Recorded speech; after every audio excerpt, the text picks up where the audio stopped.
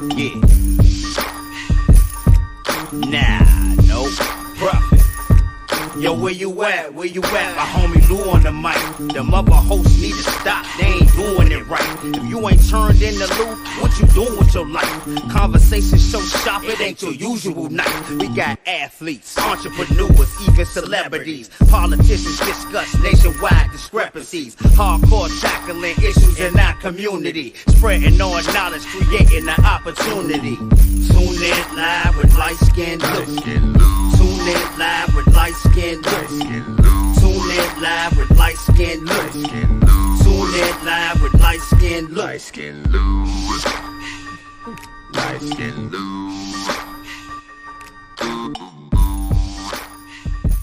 Liteskin Lou. Yes, indeedy. Yes, indeedy. What's up, everybody? Welcome to another episode of Live with Liteskin Lou. Today, y'all, we got a very special guest. But before we get into it, I want to thank last week's guest, Dwayne Sugar Wayne Holmes Jr., for stopping by and showing that love. And also thanking you guys for your continued support of the channel. So continue to hit that like button. And if you're new to the channel, hit that subscribe button. And now that we got all that out the way, let me introduce my next guest, man.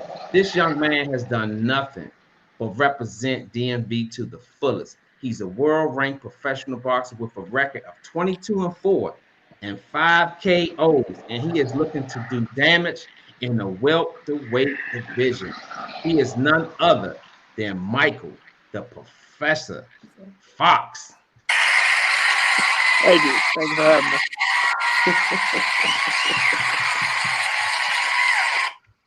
That's right. That's right. What's up, young fella? Man, ain't nothing to it, man. Nothing much. Just finishing up in the gym, doing what I always do.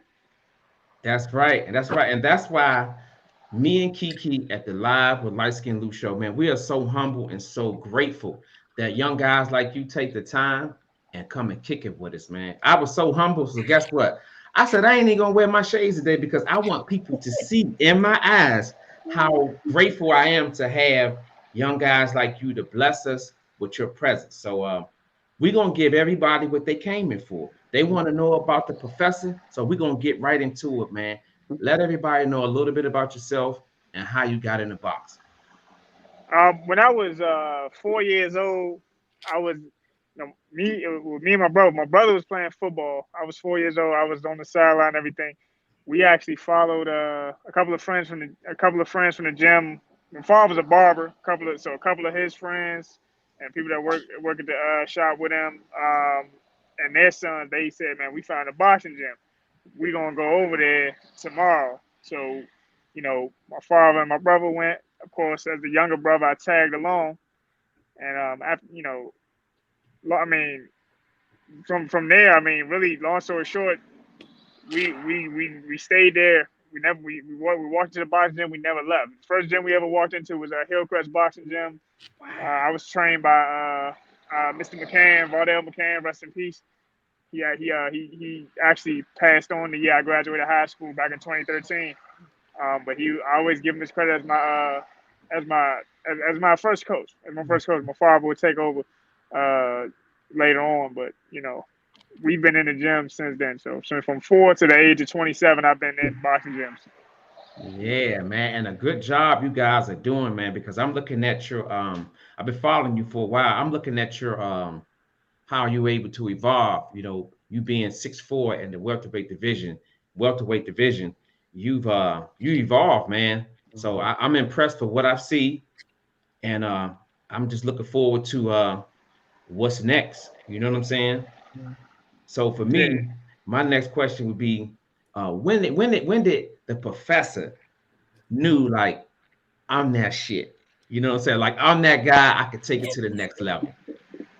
I mean, it started, when I was like 17. I had just graduated high school. I was actually getting ready for the Golden Gloves. And I was sparring another pro in the area at the time. He was like 6 or 7, and his name was Teron Grant. He was trained by Andre Hunter. So I was sparring him like 10 rounds at a time. They needed a tall southpaw. for a upcoming fight that Tehran had. And my dad, as we're driving home from the gym, he just tells me, like, yeah, dude, I don't really got time for you. Like, you actually have a pro style. I don't really got time for you to teach how to fight like an amateur and everything. I said, man, Keystone is willing to work with you. Why don't you just, turn pro? So I said, if you think it's time, it's time. Let's do it. April 18, 2014. That's when, like, I made my pro debut, and that's when people started calling me the professor and everything. They see me with glasses, and like when I went and bought when I went and bought a car. I was with my dad. He asked the guy that was helping us with the sale, was like, man, what he do for a living? He's like, man, I don't know, IT or something like that. And then he showed him a video of me fighting. He showed him a video of me fighting, and he's like, oh no, I never would have guessed. I'm like, yeah, it's the glasses. I done been standing next to people, like standing next to like a poster of me. They're like, yeah, that's him right there. Like, not, they're like, that's him. And I take my glasses off. It's like, I'm like, yeah, it's me. And then they're like, oh, okay, I'm with it. So it's basically like a Superman Clark Kent type thing. You know what I'm saying? When he got the glasses on, they don't respect his power. But when he takes the glasses off and he put that cape on, and your instant you putting the boxing stuff on, it's like boom. You like, hey, this is who I am. So yeah. That's where the nickname basically comes from. It's just me being like really unassuming. Like, I'm really, like, you got guys that look dangerous. I actually am. Hell yeah, and I'm gonna be the first to tell you. Well, I was looking at some of your tapes earlier today, and I was like, damn, he can crack. But honestly, like any fighter, it's one thing that you can punch, but it's another thing if you can facilitate, like you can get hit and not get hit, and knowing what you're doing in it, not just playing chess instead of playing checkers is what I'm saying. And when I saw that, I was like, damn, I was like, okay. I said, Mike set this guy up. Like, you cut the ring off, you show him this, show him that, and then boom, you change up your style, and boom, next thing you know, the dude is out of there. So I definitely respect that, man. Thank you. Yeah. So, and my next question is, when you was in high school, I'm pretty sure you was approached by basketball coach because of your size. Do you remember, like, when you was in high school, did you ever get approached by any basketball coaches?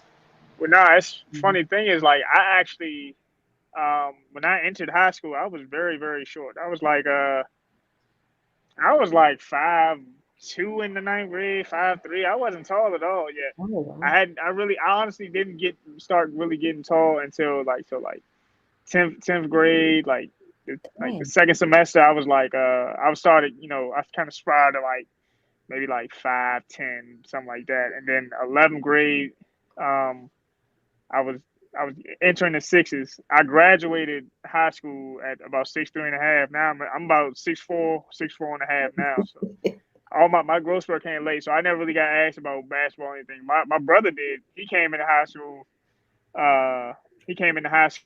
At 6 feet, and he was born in March, so everything just happened. Everything happened earlier in the year and stuff for him like that. So he came into school like 6 feet tall. He said he would play basketball at gym class, and they would it was Coach Ward. Shout out to Coach Ward. He used to always he actually pulled up on my mother at the or we at the grocery store. Like, yeah, I tried to get him on that basketball court. He's like, nah, he boxing. I mean, so he's the one that got asked about basketball. So he had the height. He had the height for it. You know what I mean? He wouldn't. And the thing is, he wouldn't have been the tallest person on the court. He might have been one of, but he'd have been a good like 6'5". I think I remember one guy we went to high school with. He was like, I think he was like 6'6", 6'7", something like that. We had a few of them. So so had we like tried basketball, we would have just been we'd have been tall by regular standards, but we wouldn't have been basketball tall. Yeah, I'm glad you cleared that up, because basketball tall in these days like 6'11", 6'12", 7 feet. You know what I'm saying? Right. Yeah.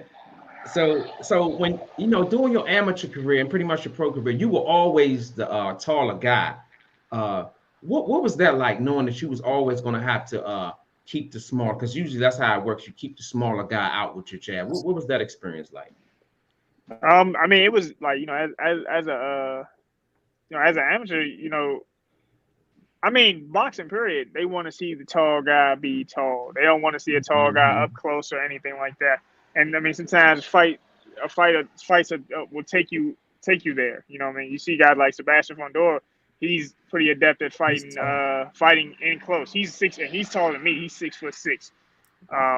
But he's pretty adept at fighting on the inside. I mean, you don't get kudos for when you're tall, but you have to be able to do it because you don't want to be in the ring looking helpless. Mm-hmm. So, yeah. I can't listen. Oh no! Oh yeah! I'm sorry. I said it's Coach Fox. Troy Fox? Hey man, shout out to my man Troy Fox, baby. I thought that's It's on YouTube. The link on my yeah, it's on YouTube. The link on my story. Yeah, on the IG story. Yeah, that's right, man. Special shout out to man Troy Fox, man, the father, the trainer of the Professor Fox, man. I love it. He was like this. What you doing out there? You doing an interview? I love it, man. I love it. But now continue on, Professor. Yeah. So my main goal anytime I'm in the ring is to fight tall, fight at range. Like everybody kind of has it in their mind, like a lot of fans have like preconceived notions where it's like, well, when you're tall, you gotta be tall, you gotta be fighting tall. If they get close, that means you're doing something wrong. Even though sometimes, like, there's been times where, I've outfought people on the inside just so I can get back to the outside, But that's always the main goal is to fight tall, fight long arms, use the jab, steadily working on my jab all the time, trying to get better. Even when we were in the pandemic, I watched a bunch of, like, Larry Holmes tapes and stuff, just like, I just want to sharpen it up when I get back into it, you know what I mean? That's right. You ain't do nothing wrong. Larry Holmes had one of the best jabs in the business, one of the most disrespected heavyweights around, man. Because when it was just a timing thing, yeah. Yes. A, what he did to Ali, and B, coming right after Ali, that was everybody's hero, man. So because he had the title. He had the title. Yeah, Larry Holmes. Yes. Yeah, he would have like even if it wasn't Larry. Whoever would have came right after Muhammad Ali, boxing wouldn't have appreciated him. So it wasn't just a Larry Holmes thing. It was just a timing thing. That's right. I'm glad your father came out because guess what? That's going to take me into my next question, man. What's it like having your father as your trainer? Let the people out there know what that experience is like. Well, I mean, when you got your father, or I think honestly almost any relative, but especially your father, it's just a thing where he knows you better than almost anyone in the world. So he knows what makes you tick inside and outside the ring, my pet peeves and like my regular life and everything. So to have somebody that knows you, to have someone that knows you in that corner, that much, what I mean, it can be good and it can be bad. You know what I mean? I think to be honest, like even still now with all the time we have with each other, we still sometimes will surprise each other. Yeah, man. I love that, man. I love that. Mike, let me ask you, since by both you and your brother being boxers and being trained by your dad, do you ever feel like it's competition between the two of you, or feel any type of pressure, or you have something to prove or anything? I think at one point, yeah, but at a certain point, I just started looking at like he has his career and I have mine. You know what I mean? I can honestly say, like, I think there was a time where, as with Tez being the older brother, Alon Tez, my brother, with him being the older brother, he felt that he had to be the better of the two. I mean, I think that's just an elder sibling thing. Yeah. But now we talk.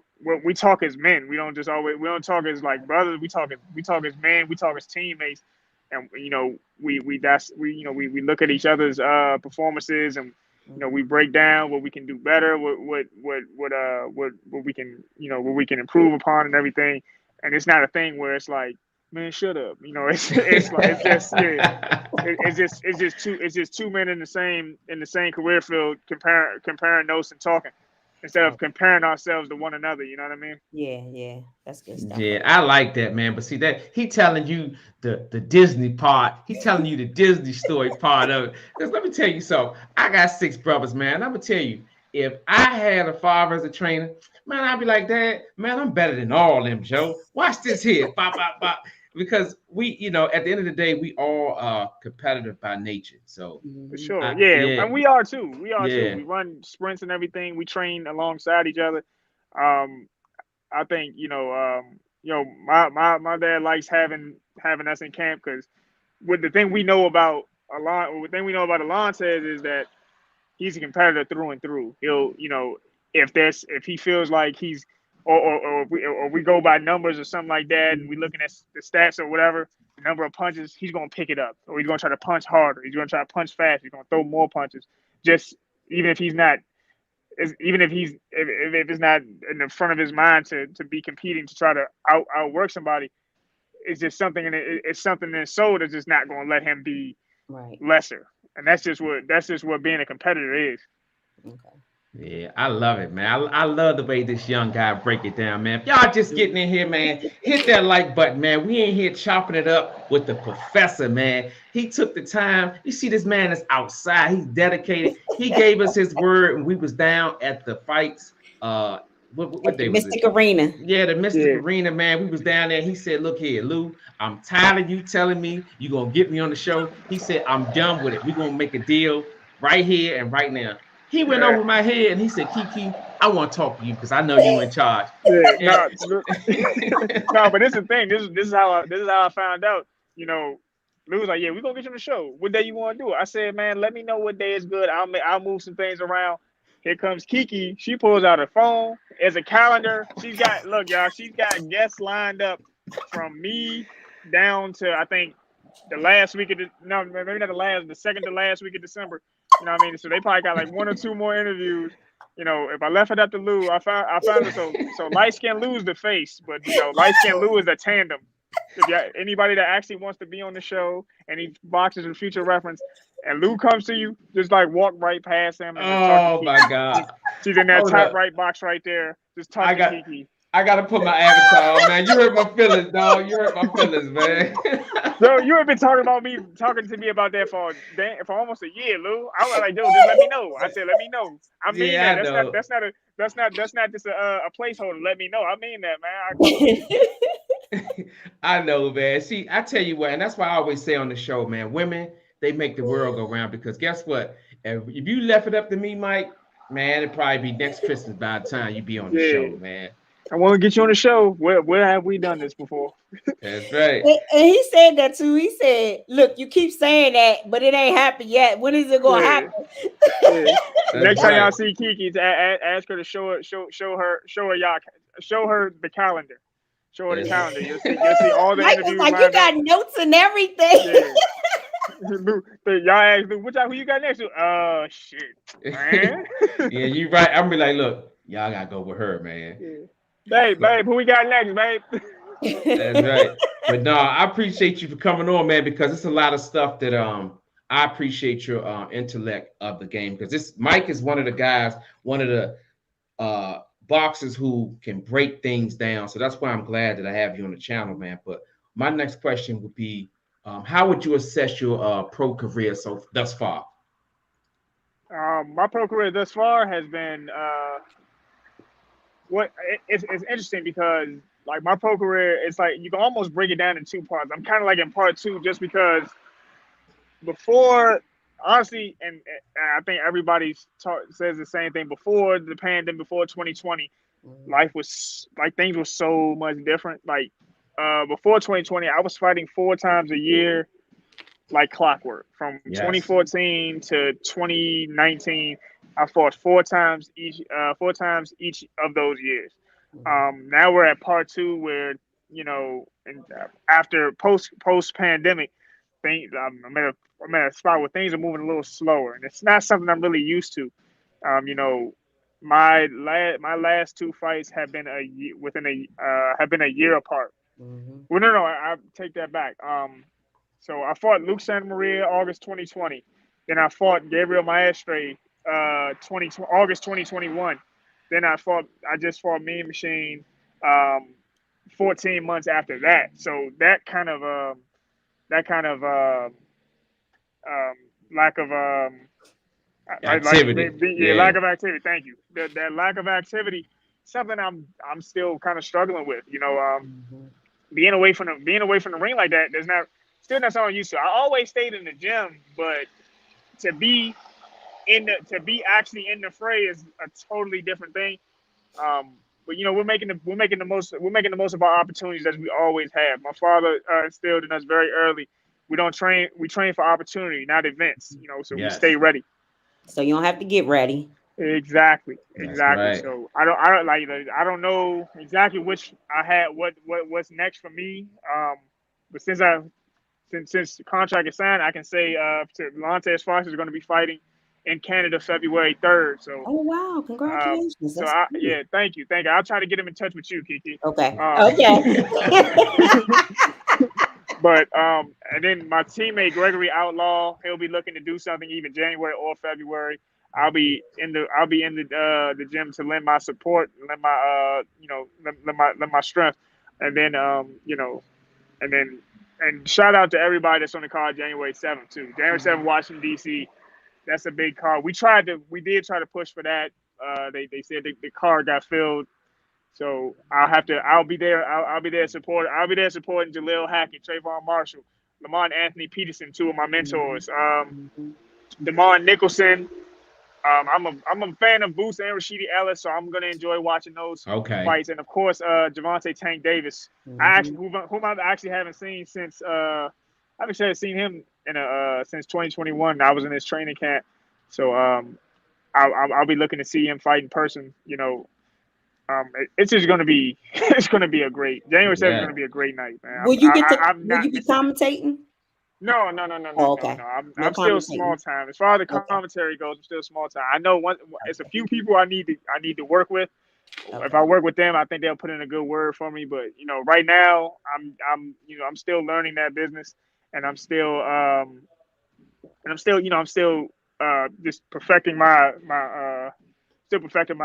craft. Like I'm speaking, like that's something I want to do post boxing career. I would love to stay in the sport as a commentator.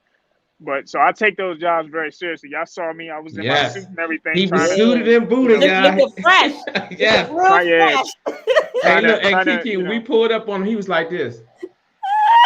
He even gave us that look, like, "Yeah, what's up?" I was like, nah, for real though, real talk though. I'm proud of you, man, because thank you. I mean, to be able to, it's one thing to box, but it's another thing to be able to bring it across the air so everybody out there can kind of understand what is happening in the ring. So my next question for you, it is a beautiful thing, man, watching you, doing your career. People understand, like, you're a full-time boxer. You're 27 and you're still young, and you're doing your career.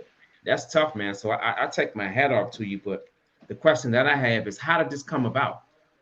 The commentary? Yes. So back in, was that 2018 or 17? Excuse me. Back in 2017, 18, I always forget which year. My promoter, Marshall Kaufman, he was like, we're broadcasting a fight in Bethlehem. Since you're going to be out there, we want to know, would you like to commentate? This is the very first one I did. He said, man, it wasn't even for no money. So I said, man, we'll get you a room and some per diems for food and everything. I said, all right, that's payment enough. I'm not a professional commentator. I did it. I liked it. I enjoyed it very much. I actually enjoyed it very much. That was the one time I did. Then in 2021, I actually started training. He's actually a good friend of mine. I met him in 2016. Mark Frado. He's a ring announcer. Like, ladies and gentlemen, like Jessica Bobby Jones. He's no. Yeah, I'll just make sure there's a difference between commentary and announcers. But he has a media company, and he was streaming. He had started before 2020. He had started streaming, like local club shows, like in the Philadelphia area and things, and New York and things like that. He started filming those on Facebook. If you ever seen the thing, Fight Night Live on Facebook. That's Mhm. his company. They're streaming club shows. I really liked that he was streaming club shows just because a lot of good fights happen in those club shows that people wouldn't even know about if you didn't hear. So now they're getting into a bigger audience. But I actually talked to him. I started training him as giving him boxing lessons. And I asked him, I was like, so you still have the media company and whatnot? He's like, yep. I said, y'all looking for commentators? He said, would you really if you take it serious? I'm like, yeah, I'll really give it a try. And then I sent him that old clip. He gave me a couple notes, like make sure you enunciate a little more. He said, I'm going to put you with a good partner that you'll be able to, bounce off of and everything. I took those notes. September 2021, I did my second broadcast. It was a card in Philly. I got great reviews from him, from Mark, and then from then he said, I'll have you back really soon. And I'm like, okay, so maybe I'm kind of good at this. The next card I did was a Tony Jeter card, October 2021. Did that show, got good reviews and everything, and I'm like, all right, I'm really, really commit to this.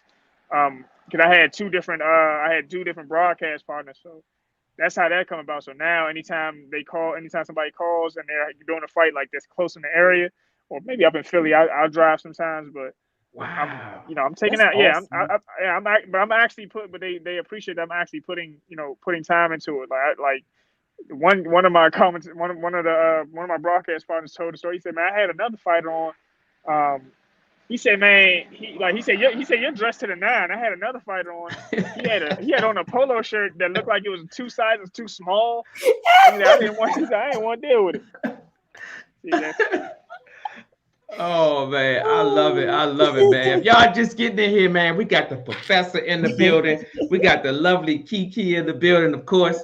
You got your own boy, Liteskin Lou, man.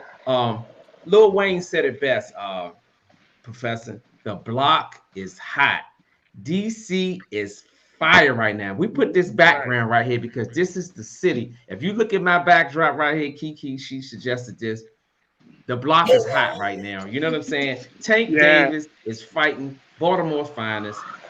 Back in the city, Lamont Havoc Peterson, former two-time world champion, has come back to the boxing world. And I'm curious of what Professor might think about this.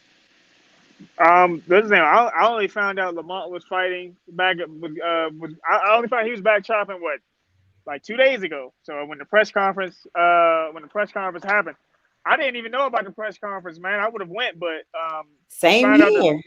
Yeah, exactly. Yeah, but I talked to Damon and Jalil. He said, man, they told me the day before. So, that's one thing about PBC. Shout out to them. They move. They move. I guess they move a little secretly. They move a little secretly, but none of their fighters complain about how they move. So, and I don't complain. I don't complain either because I enjoy all the opportunities they give me. But to see, I knew Lou. You might have known longer than me. That's your brother. I knew he was going to fight again. I knew he was going to fight again just because. Anybody that knows Lamont Peterson knows he's always exercising, even after he retired. Like, he came up. He's coaching. He's coaching, right? So he comes up to the gym with Maximus Garland. Yes. Shout out to him. He's undefeated. He biked up there. Like everybody else drove. He biked up there. He's like still running, active, and biking and everything. Super active. Still in shape. He's going to start sparring again and everything. And that's going tight. That's going, hopefully get his instincts back in order. But like he's always active. He takes care of his body. So to hear that he was going to be back on this fight, it made sense. Just because he's from this area. I mean, when this area wasn't making a lot of noise, he brought eyes back in his area when he beat him head on. So it's only right that he's on a lower part of the card. They got him on the card. To put some extra butts and seats and everything. But it's fitting. We haven't had a fight at the Capital One Arena or MCI Center or Verizon Center, whatever they're gonna call it in the future, we haven't had a fight there since what, Mike Tyson. Mike Tyson. Tyson It's and only McBride. fitting, right? It's fitting that Lamont Peterson is on that card. So is Anthony Peterson. You know, those guys are two of my heroes. They always, when we were as amateurs, you know, they were on their ride. They were on the rise, and they would always, man, shout out to everybody in the silver glove, shout out to everybody in the golden glove. Yes. Whenever they fighting around that time, you know, they always show love to the area, represented the area. So this is almost owed to them. You know, this is almost owed to them. They need to be on this card. It's only right. Yes, it is, man. I gotta tell you, like, it was confusing to me because Tank made the announcement and he said Anthony and Lamont Peterson. So for me, Mike, I'm thinking as a trainer, but when he called the fighters up to come up, I was like, hold up, Lamont looks like he one of the fighters, and then boom, that's when the bombshell There you hit go. me. There's the news. Yeah. They did it good. That was a good way to, you know, deliver the news. Yeah, but people still confused. People still confused. They're People like, still hitting me, texting me, not knowing. Yeah. Right. Yeah. I mean, I understand. I mean, if you look at Lamont hasn't fought in 3 years, so when you see that, it's like, wait, for real? Y'all playing? Or y'all serious? It's like, he's back. You know, and like I said, he's on the lower portion of the card, so they're gonna get him. They're gonna get him a fight that's gonna put butts in seats. You know, just as a, you know, as a just that in my way, their way of saying of boxing, saying they appreciate Lamont Peterson and the wars and the fun nights he gave us. Yes. Yes. You know, he's always gonna be one of my heroes. So I'm excited. That's right. Man, look here, y'all. We're gonna change this thing up a little bit because I'm gonna take you back in time, Professor. August 2021. You was robbed, man. I don't care what nobody say. That was the biggest train robbery ever. Yes. I'm just curious. What are your thoughts on that right now? I mean, I know it happened a long time ago, but that's something to stick with you for a while, man. Yeah, it's still fresh in my mind. I wake up some mornings, I'm in the shower or driving to the gym, just thinking of what, like, as things progress in the division, I look at where I could have been in that picture. You know, I had already planned. I had fought in Minnesota. The fight was in Minnesota. They, you know, at the press conference, they asked, like, what do you think? Would you be open to fighting Jamal James, who was the current champion at the time? I'm like, absolutely, I'll fight him here. You know what I mean? In Minnesota. Y'all didn't put a welterweight show on in Minnesota without considering opponents for him. And, you know, they would have put me in there. They would have been talking about me and James, or me and Butayev, or me and Stan Jonas. And, you know, these are big money fights. These are big money fights, big opportunity fights, big risk, big reward type of fights that, you know, I missed out on because I don't know, just so they could rob me. I don't know. Highway robbery, man. Yeah, I don't know who I pissed off, but yeah, it was bad, man. It was that bad. Yeah, like, you know, so I often think about where things could be, and I probably wouldn't have had another 14-month layoff after that fight. And, you know, things would have just been moving a little differently. So I think about it often. But, you know, we're still here. We still chopping. We still working. That's right. Kiki, you got a follow-up question with that? Yeah, let me piggyback off of that, Mike. So how was your mindset going into your last fight in October, considering your fight before that against Gabriel Maestri, where it was pure robbery? And did that change your game plan at all? Well, nah, going into that fight, the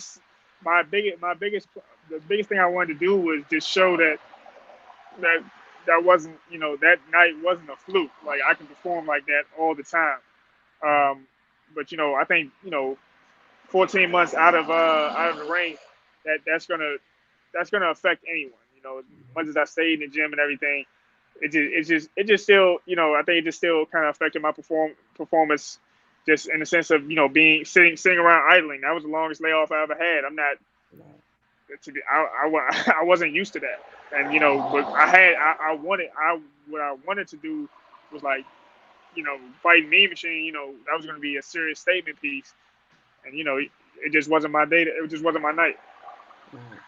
Yeah, man, I love it, man. This is pure honesty, man. Because I'm gonna tell you, Mike, when I watched that fight, I watched it up to like what was it, 10 round or 12 round? It was a It was 10 a round, 12. 12 round, yeah, 12. it was championship, yeah. And I remember like round 11, I was like, Mike got it in the bag. I'm gonna go to sleep, wake up the next day, go through the columns and see. And my homie, he texted me and was like, man, Mike lost that fight. And I'm like, Slim, you tripping. I'm like, man, I know what I saw, because what you seen with your own two eyes. Yeah. It's like, what happened. And as I went back, and I even looked at you going around the ring being congratulated by anybody who meant something to boxing that night. I don't know if you remember that, but I remember I watched I do. 10 times, man. And to hear somebody else's name called when you won, it floored me, man. Yeah, I couldn't. At the time I couldn't believe what I heard. You saw my face, like totally shocked. Yes.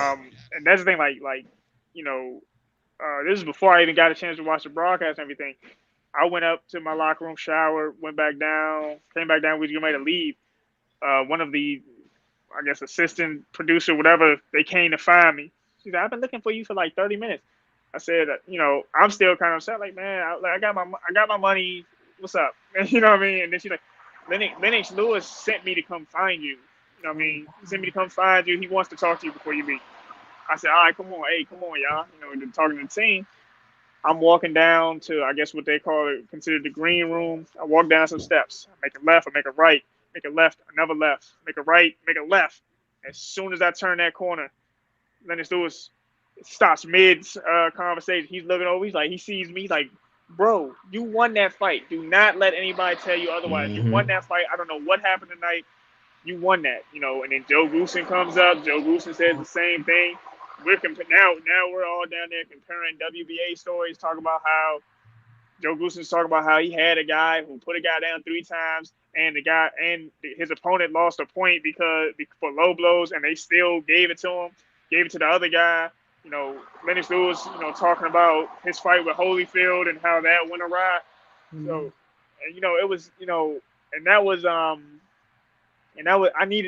think I needed that. I think I needed that night just to talk to them. Like Lennox Lewis is somebody that, I mean, if you know boxing, it's somebody that everyone should admire. Like a person. If you don't like him personally, that's one thing. But if you seen him fight, he was a dog. Yes, man. That joint still. Hey, let me tell you, Mike, that still stick with me, man. It lets me know that's the bad part of boxing, and that's gonna take me to my next question. If I gave Mike, the professor, 3 things to fix in boxing, what would it be? Judging for one. Yeah. Judging, and I mean, and for one, for two, just give these fighters the opportunities.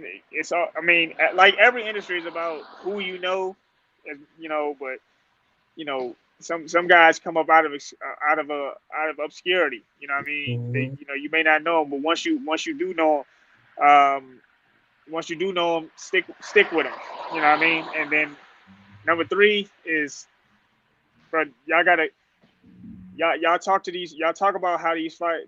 Not y'all, particularly the fans, the media, the casuals. They talk about everybody that wants to protect their O and everything like that. I would like more. Let's say I would like more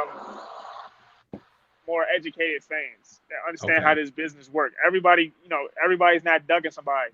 Everybody's like, oh man, all the fighters trying to be businessmen. This is a business just like anything else is. You know what I mean? We're putting we put our lives on line. Yeah, we want the money that comes with it. You understand? And stop. Don't count fighters with a few losses out. Don't count them out. They're not undeserving. They're not undeserving of opportunities. If they turn around and beat the right guy and beat a couple of guys, and they get themselves in line for a title, give them their chance. Give them their chance. They complain about They talk about fighters that have losses. They troll the fighters that have losses, but they hate when fighters quote unquote protect their O. You know what I mean? Yeah. So more educated a more educated fan base. Right. Yeah.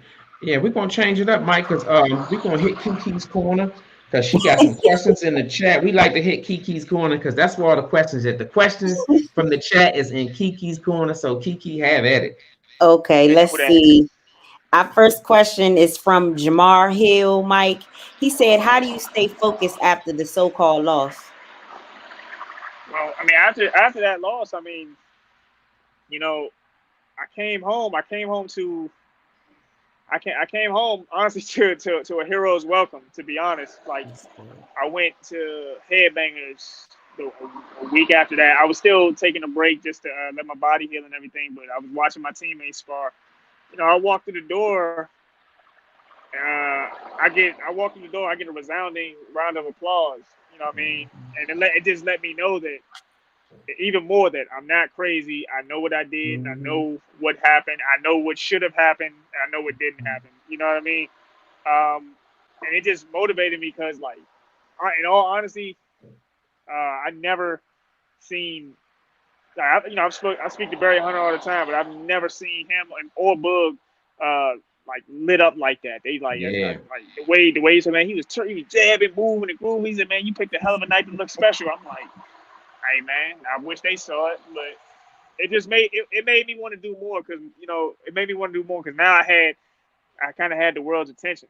I had the world's attention. My followers went up by the thousands. My Instagram followers went up 1,000. My Twitter followers went up to about 1,000. Went up another 1,000. And now that I had this kind of fan base and everybody was pretty much in agreement with what they seen. Now that I had that kind of that public eye on me, I wanted to capitalize and come back and fight immediately. I wanted to fight immediately, so it was easy. It was easy to stay motivated because there was still more I wanted to do. And because I don't know if I was fueled by necessarily anger or hate, but like I did not want people to think that Gabriel Maestre is the reason I never fought again.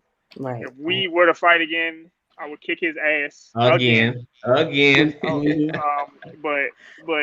did not want them. I didn't want no one to think that night broke me. I could not allow that to happen. Like myself as a man, as a fighter, I could not allow that to happen. I did not want them to think that was the thing that made me that took me from like I love this sport so much.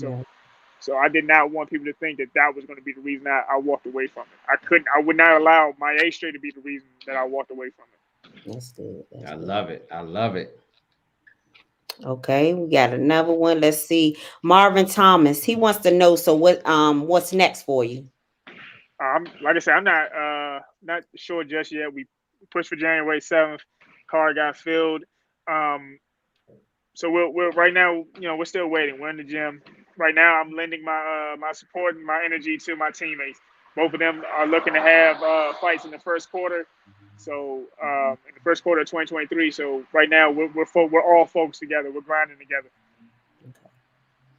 Let's see. Jamar Hill has another question. He said, "Who is your dream fight you would love to get in the ring with?" That's a good one. That's a good one. Only because like I've watched so many fighters, and I love. I just love the sport, but like so I'll say from the past, I would have liked a welterweight. Honestly, it would have been cool to fight, someone who's almost as tall as me, not quite, but like Tommy Hearns. That would have been a cool fight, or like Ray Leonard, somewhere around there. Currently, a fight that I really like. Of course, any of the champions, Terrence Earl, but I would like to fight the guy Jamal James. He was someone I was always kind of targeting because a few times I came in as a backup, just in case somebody tested positive, I would have been able to step in. So a couple of times I was his backup opponent. You know what I mean? So it now just makes me curious as to how that fight would go. So I would like to so Jamal James, I would love to fight him. At one time, didn't you want to fight Keith Thurman? Oh yeah, that anytime. Okay. Anytime we can. Anytime because I mean he can fight. Like this is the thing. Yeah. This is the thing. Let me say this. Like for anything I might say about anybody, one thing I don't discredit him as a boxer. Okay. But he is a cornball, bro. I'm sorry. Like I don't like listening to that man talk. Like it all sounds rehearsed. It all sounds scripted. It sounds like he stands in the mirror and goes over those lines. But as a fighter, he's a hell of a fighter. I'm never going to take that from him. Tell him how you really feel, Mike. He's kind of corny, bro. But you know, like I said, I remember I thought you wanted to say something about fighting him at one time. Yeah, because I interviewed you on another platform. Somebody, people have mentioned the thing is, I'm at a place now where I'm not gonna. Where I was always like, I'm not. There's nobody I'm probably gonna say no to. They ran down the list. They said Burge Ortiz. I said yes. They said Keith Thurman. I said yes. They said Blair Cobbs. I said yes. They said Lexus Rocha. I said yes. They said Spencer Bud. I said absolutely. You know, that's gonna pay the most. Yeah, it's gonna pay the most money. Yeah. Dang, Jamal on fire today. He got another question. Special shout out to my man Wheels is still in the building. What's up, champ? Hey, he said, "Who is teaching you how to be a good broadcaster? Who teaches you? Who's teaching you?" Well, you know, it's interesting because I was talking to my dad, and he was talking about. Well, let me say for starters, you know, I'm watching fights now. I'm listening to what commentators say a little more, just because. Let's segue to what my dad was saying. He said, "Man, the commentators, when you watch it on TV, they have a lot of control over the narrative that's being pushed out. That they have a lot of control of what they're saying controls how you're viewing the fight." So, I watch. So now that I'm watching old fights, I'm like, yo, they're not giving him any fight. I'm like, they're not giving this guy credit for any of his inside work. They're not giving him credit for his right hand. They're not giving him credit for this. And those kind of things can control how at least people at home are viewing the fights. Another person I'm working with too, my cousin is Tyoka Jackson. He played in the NFL for 12 years. He is now a college football broadcaster. If y'all were watching the college NFL game of the week, he was one of the broadcasters on the calling those games. I like that. I talk to him. I compare notes with him all the time. And you know, I talk to my any broadcast partners I work with. You know, I take notes. I take critiques just so I can be better. But I talk a lot with my cousin Tyoka, like a whole lot, because even though we're doing different sports, we're in that same position where they bring us in as, you know, you play football. They'll say, for me, they'll say, you've actually boxed. So, you know, tell us what might be going on in that fighter's mind. You know, he's getting up off the canvas, or they might be telling me he's down a couple rounds, or are they telling me he's winning? What's going on in it? So, you know, I always get told, like, with that experience you have, really flex that. Don't be afraid to flex that. That's what we brought you here for. You know, so that's why I talk to, like I said, my broadcast partners, my cousin. I like that. I'm always trying. I like, you know, I think as a competitor, I just like being good at stuff. So I want to be good at it. There's nothing to win at being a commentator, but I like being good at stuff. No, you want to be the best, man. You know what I'm saying? And you're good. You do a good job at it too. I want to see you covering a Showtime or PBC, HBO. Well, HBO not in no more, but you know what I'm talking about. The big boys. I would love to see that. I would absolutely love to. I even watch like even when I'm watching like Andre Ward and Tim Bradley on the Top Rank broadcast, and you know. As much as I respect and admire Andre Ward, there's times where I disagree with what he might be saying, or I might disagree with something Tim Bradley's saying. And, you know, and what I realize is that, but I still realize, like, that's how much control a commentator has on the sport. Yes. So I do my best to call action as fair as I can. Like, even at the level I'm at now, I'm commentating with people I know, people I've sparred and everything, but I'm still, you know, if they doing something bad, I'm like, yo, he's not keeping his hands up, you know. And when they watch it, they'll be like, yeah, I heard you on the broadcast. No, I've been working on that. Like, I've had that a few times. So, you know, I'm not saying anything disrespectful. I'm not saying anything that's wrong. Like, if you feel like saying something wrong, you win the fight, and then you can tell them. You know what I mean? That's right. That's right. I love Yeah. it, man. I love it. Kiki, what else you got over there? So your favorite question is here. Your favorite person. Hey, Mel. I got to put my avatar on this one. Mike Mel wants to know who's your favorite football team. I don't watch a bunch of football, but I'm still as a kid, I was a Raiders fan. I'm still a Raiders fan. Through Las Vegas Raiders. Okay. Yeah, so they're gonna ask how I became a Raiders fan. My dad was a Raiders fan. So that was the first team I played with on Madden and everything. Raiders through and through. And I don't watch enough football to switch teams. So Mel's a Commanders fan. yeah, I Right. mean, I kind of figured. So he said, he also said, Mel wants to know Leonard versus Hearns. Who won that fight? Which one? I mean, because I know Leonard stopped him with the first one. No, he's saying Hagler. That they Oh, he fought. put Hearns. He put her. Oh, okay. He I'm did put sorry. Hearns. He did I put gotta Hearns. get. I'm sorry. I If gotta he get my means, eyes checked. I think he means. Well, if you're talking about the last Leonard Hearns fight, Hearns probably won. If you're talking about Leonard and Hagler, I watched that fight. I understand why everybody split down the middle. My dad picked Hagler. I actually said Ray won because he was more popular and his work was flashier. It was flashier, you know. Yeah. Hagler had that breakdown. But if anybody here, if you read Ray Leonard's book, he'll tell you it was all strategic. He made sure that I can beat this guy, but it got to be 12 rounds. Yeah. He said it has to be 12 rounds. It got to be a big ring. It got to be, I think he said a 22-foot ring or something like that. So, you know, everything he did, he used his popularity to make everything work in his favor. 12 round. He said even when he was at the press conference, everybody said, "Man, Hagler's like way bigger than Leonard. What are you gonna do?" He said, "Man, I wore a big jacket with like big shoulder padding on it, so I could look bigger until I actually put the size on." You know, he was very, very strategic in how he approached this fight, and I think So I think Leonard actually pulled it off. He used what. Yeah, he meant Hagler, but he used the things outside of the ring that worked in his favor, negotiations and his popularity. Yeah. Hey, Kiki, we're gonna get probably one more question from the comment session. Okay, so I got 2 left. Can I just do those 2? Get those 2. Hit me with him. Okay, so Jamal again, he said, who do you think will win between Bud and Earl? Yeah, so I go back and forth daily, but these days, you know, I watched Earl fight.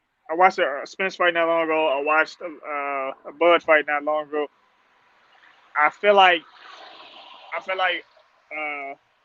Bud will win off of counter punching. You know what I mean? He can hurt people. I think he's a better counter puncher than Earl. I think Earl is better on the inside.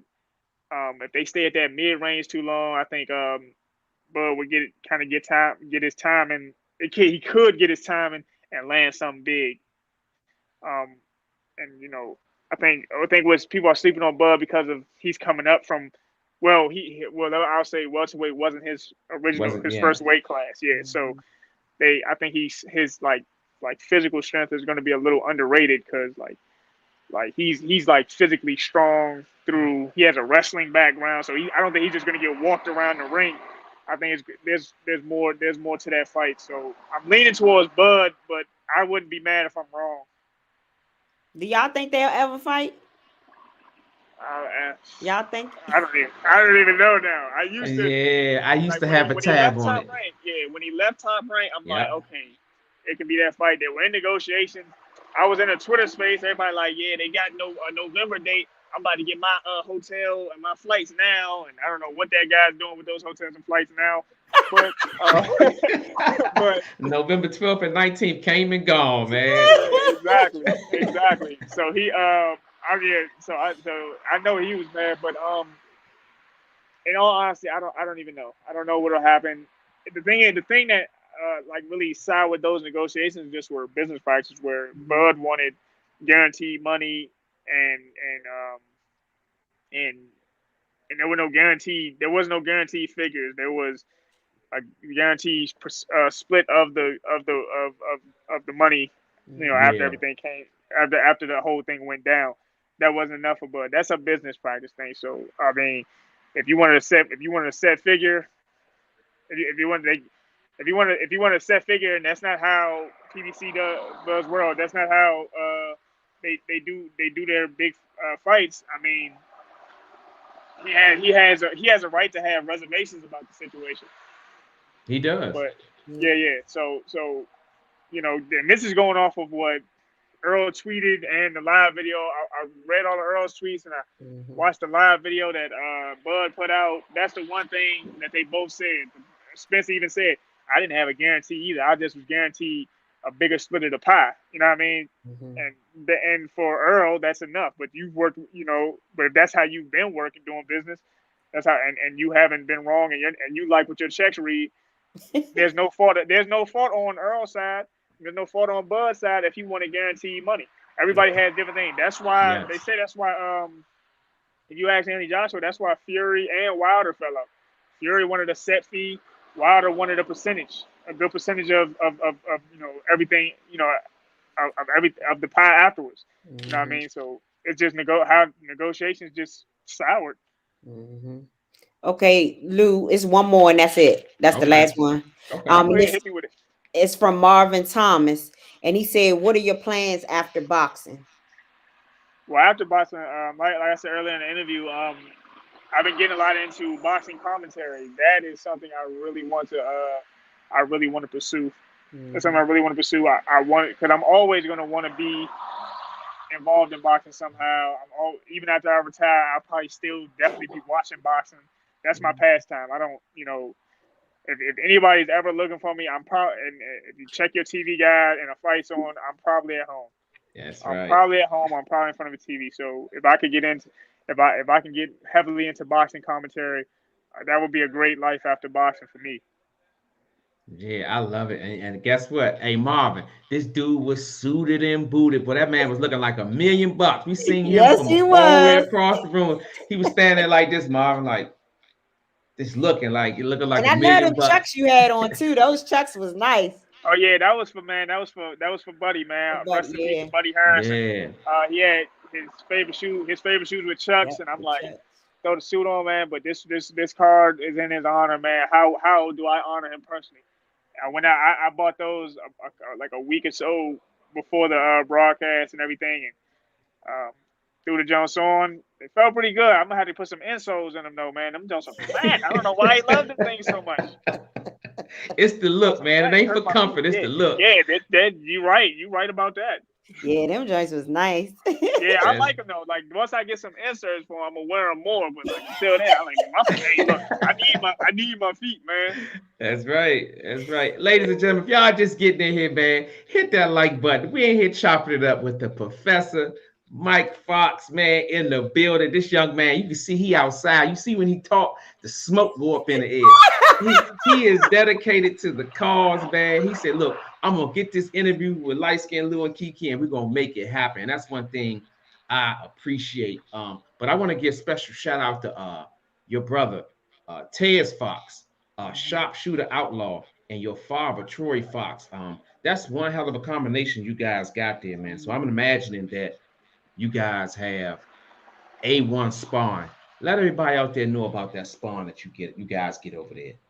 Yeah, well, Tez is a little bigger than that, so me and Greg will we'll jump them. Like we'll do 2 and out or do one and one, and since Tez is bigger than both of us, he'll stay in the middle. And then when it's me and Greg, when me and Outlaw spar each other, it's good to have somebody your size and around your size in the gym with you, because I ain't gonna lie, I keep it all the way 100. Sometimes it gets hard to get sparring. Everybody's doing their own thing, and I'll say this: when they call me, I make myself available. When I call them, sometimes it gets a little hard to hear back from them. But shout out to those guys. They're still all my guys. But having Greg Outlaw in the gym with me, we're all comparing notes and we're all sparring. Since we both all know each other well, it challenges us to come up with new things. But well, everybody in there is sharp enough that we can say if you get counted like that, then you probably shouldn't do that. You know what I mean? You know, we all respect each other for our strengths, and we're doing everything we can to help improve each other. Yeah, I love it, man. That's a family affair. I love to see that because if y'all just getting in here, man. His father came out the house and looked at was like, "What's going on out here?" Like, man, we doing an interview. He was like, "Man, I'm about to go check that joint out, man. That's all love, man. That's all love." So, Kiki, I want to go back a little bit. I want to give thanks to people who've, if you don't mind. I mean, I can't really see right now. Oh, Something no going on with problem. my You eyes. had Y'all hear me? Divine Cargonis. He was from Maple Lawn, he said. Yes, yeah. Special shout out to my guy Maple Lawn. What's up, champ? Thanks for tuning in. And Tiffany becoming 25. Lorenzo Carpenter, Paulie Black, Curtis Hose, Second Wind Boxing Media. Make sure y'all check out their podcast. That's right. Let's see. Jamal, of course, Andrew Gray, Rajon Johnson, Marvin Thomas, Terrence Mitchell, Can y'all and hear me? Mel. Yeah, we can hear you. Yeah, and I thought I lost. because Dominique. What's up, cuz? Oh, Derek's in here. He said, Oh "My man, guy, the professor." that's right, Derek, what Derek, the up, Derek? professor. What up, Derek? Hey, I'm gonna see. I'm gonna be there. Hey, man, make sure you give me a ticket then for January 7th, man. That's right, Dirk. I'm gonna hit your phone too, Dirk, because guess what, man? Lamont Peterson, King Pete is back in the The return building, of man. King Pete. That's right. That's right. I think the Sure. city is buzzing right now. Like Mike said, man, he was so glad to see King Pete come back, man. It's a beautiful thing. So yeah, if y'all in here, continue to Yeah. hit that like button for us. Look out for the light skinned sister and brother up here, man. And Money Mike in the building, man. Look out for us. Hit that like button and subscribe to the channel if you haven't. Mike, Yo, who was your toughest opponent thus far? I can't get you out of here without who hit you the hardest and who was your toughest sparring partner, your toughest opponent, period. like who hit me the hardest? I'm honestly, I'll tell y'all, and like this is like literally no joke. The hardest I've ever been hit in boxing, period, is honest to God by Tank Davis. Like I honestly tell y'all, hit me with an overhand left. The room went dark for a second, and I ain't quite go out. You know what I mean? I was like, boom. I said, boom. I like, damn, who hit the lights? I said, oh no, that's my lights. He really like he's really like they asked like always ask like, can Tank really hit like that? I said, yo, he can punch. He can punch, no lie. Like he can punch, no lie. But it made me sharper. Like I remember that day, even with that shot, I finished my rounds with him. The next time we up there, we back in the ring with him. I'm on point. I'm on point to the point. He's like, God damn, this motherfucker too tall. I'm like, I'm hitting him from like across the ring, stepping around like, yo, I'm not getting hit with that again. That was scary. We was in a gym full of people too, man. I can't be out here and had some folks from out of town like that. You the tallest dude in the ring. You don't want to be the only one that got stretched out in that jump. Yeah, I've heard stories about Tank because I was watching an interview with Tank last night. He was on the Mortal Kombat podcast, and the guy asked him. He said, "How far can your power go, like far as weight classes?" And he said cruiserweight. And the guy looked at him and said, "Are you serious?" Tank said, "Trust me." He said, "Ask about me." And that's just stories that I've heard from multiple fighters who've sparred him. Said once he touch you with that power, it makes you rethink your whole game plan, whatever game plan you had. You can act like, oh man, I punch hard too. I mean, but nah, just do your best. Do your best to not get hit with that shit. Like it's not like stop. Like don't play with this. Do not play with this. And that's not just for if like Tanks come barreling in Tanks crosshair. That's for anybody that if they say he can hit a little bit. I mean, we'll consider it. You need to consider maybe he can. If you find out he can't, then I mean that's another story. But I found out that Bam is actually punching. Like, and this is like my first time. At that point, it was like my first time sparring him since we were kids. Like by this time we both 18 and 19. So now he's like come into that. coming to that strength and that he had just came into that strength. So that was a little new. That was a little new to me, but we always get good work. I went to Vegas when he fought Mario Barrios. When he fought Mario Barrios, I was his chief sparring partner, and I think it helped. It helped. I hope he think it helps a lot. It helped a lot. Coach Calvin definitely did, but it helped. It helped me too. It helped me too, man. It put different eyes on me. I remember when I went out there. I'm gonna tell you, the first night we sparred. Everybody out there, they live in Vegas, so they know Tank from what he's doing in Vegas. And I had been out to Vegas previously. He's knocking guys out there left and right. They keep messing with him. You know what I mean? And then so when I get out there, we finally get in the ring, got my head gloves on, take a sip of water. Everybody start kind of surrounding the ring, like, oh, Tank about to get another one. I said, nah, I've known about this longer than y'all have. That is my water. Oh man, I love the stories, man. I love it. So let me ask you this, Mike. Okay, I'm about to go in the car. You go ahead. No, I'm saying, okay, Tank got a fight here January 7th, right? We're not going to discount that fight, right? But he has a fight with Ryan Garcia, I think around April the 15th. I was just curious of your thoughts. I can't get you out of here without getting your thoughts on that fight. Nah, for sure. I'll tell you like this. He may or may not struggle with Hector, but I'll tell you, he'll struggle. Ryan's going to be the easier of the two. Wow. I just spoke to somebody before we started the podcast. They said that's going to be probably his toughest fight. But like you said, everybody has their own opinion. But I was just curious of why you think it will be easy for Tank against Ryan Garcia. Well, I ain't going to say easy, but easier. Easier, okay. Hold up, I think he got to transfer his He's lacking some defense. Like when punches come back at him, he doesn't defend against him. He does a poor job of defending against him. Just like he'll dip his head and his hands leave his guard. They're just out and stuff like that. Like that kind of stuff is gonna get you clipped. Yeah. Yeah. So yeah, man, I see you in your car, man. You get ready to roll, man. I just wanted to I want to thank you for taking the interview, man. You could have been anywhere in the world, but you here with us. So I truly, truly appreciate that, right? So I'm gonna give you some flowers, man, and we're gonna send this thing right on out the way, man. I'm proud of the young man you become. You doing broadcasting and you fighting at the same time. So for me, that shows me that you're a double-edged sword, man. And here at Live with Liteskin Lou, we love that. So we proud of you, man, and we look forward to interviewing you after your next fight and whatever you got going on, man. So with that being said, man, thanks again for tuning in and taking the interview with us, man. We truly appreciate it, champ.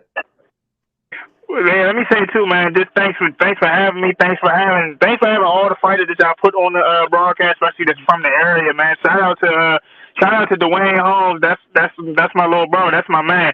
It's my man. That's one of my main men. But man, thank you, Kiki, for like the attention that y'all bring to the sport in this area, especially. These guys.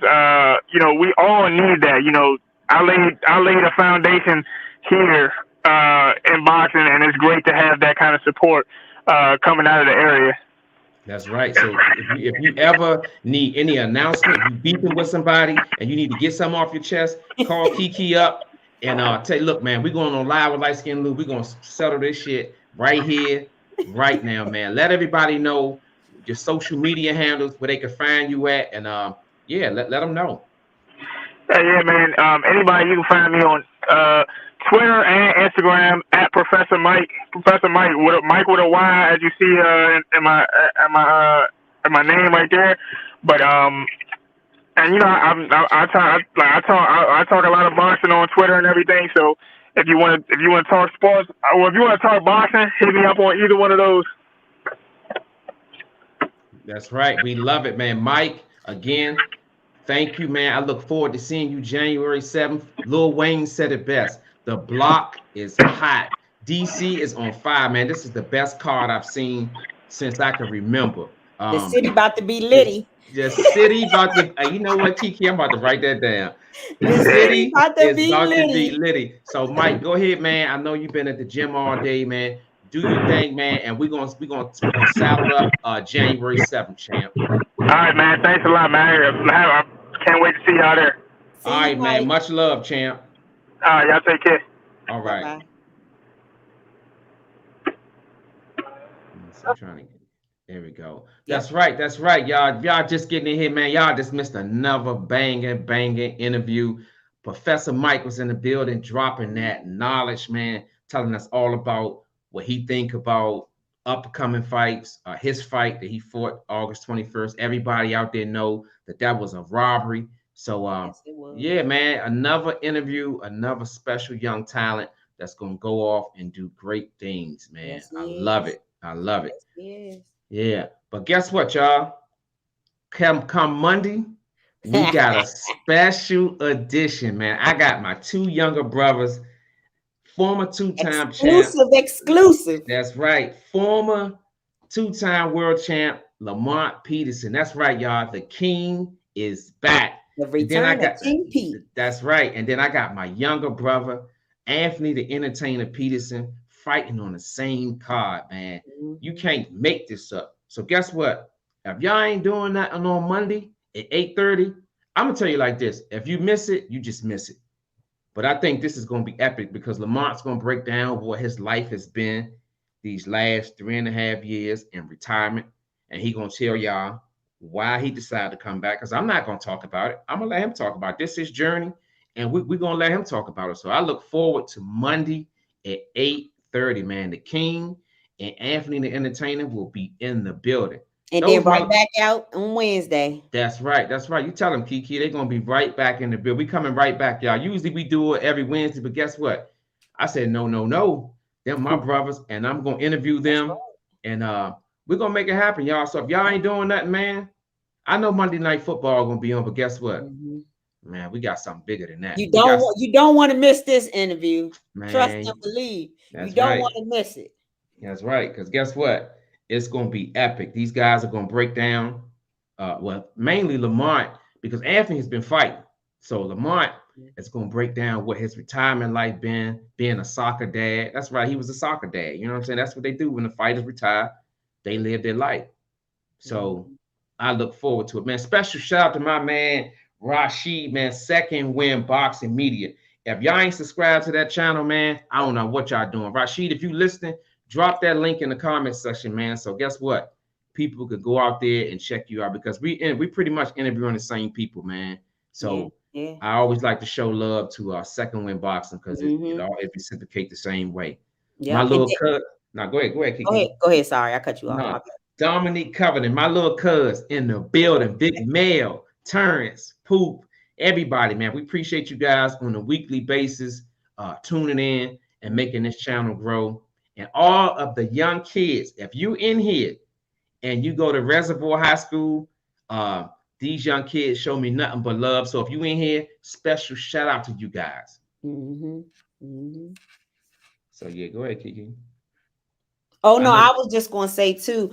After Monday's show too, come back with us on Wednesday. We're gonna have heavyweight Malik Titus out of Baltimore. He's just coming off a knockout from the Mystics Arena a couple of weeks ago. So come back and join us on Wednesday as well.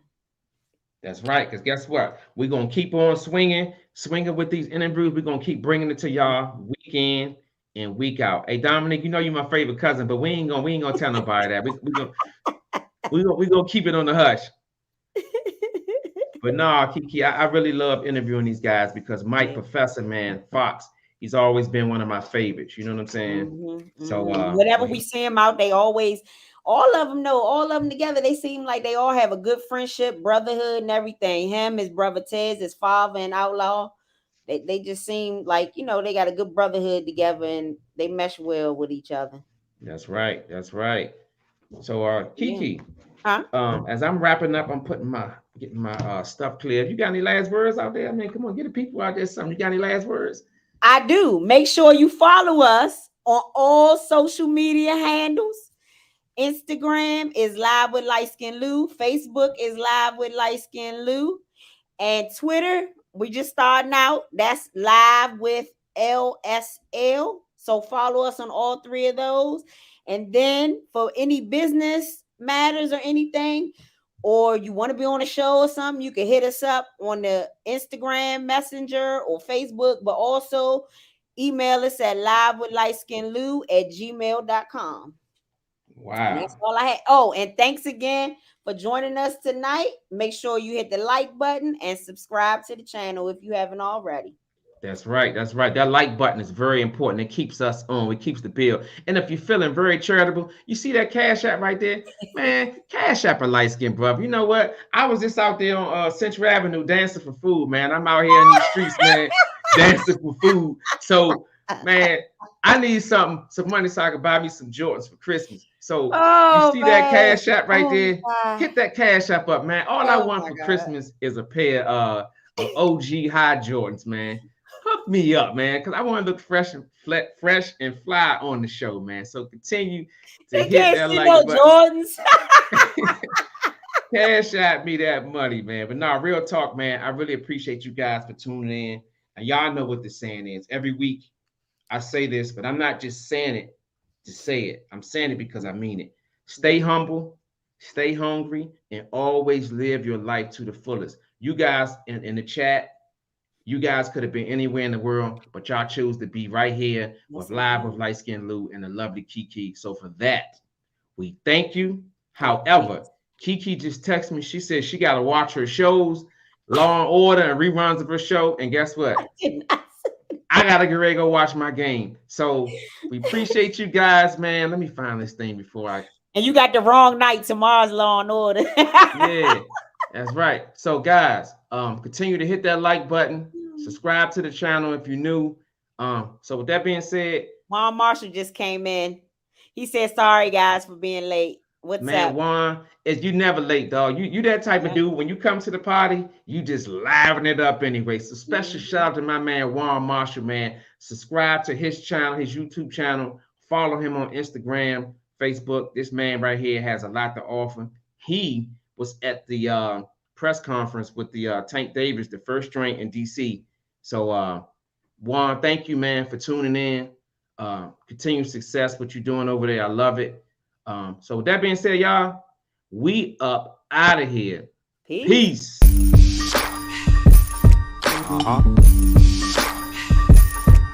Yeah.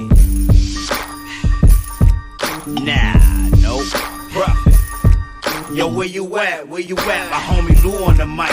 Them other hosts need to stop. They ain't doing it right. If you ain't turned in the Lou, what you doing with your life? Conversation so sharp, it ain't your usual night. We got athletes, entrepreneurs, even celebrities. Politicians discuss nationwide discrepancies. Hardcore tackling issues in our community. Spreading our knowledge, creating an opportunity. Tune in live with Liteskin Lou. Tune in live with Liteskin Lou. Tune in live with Liteskin Lou. Tune in live with Liteskin Lou. Liteskin Lou. Liteskin Lou.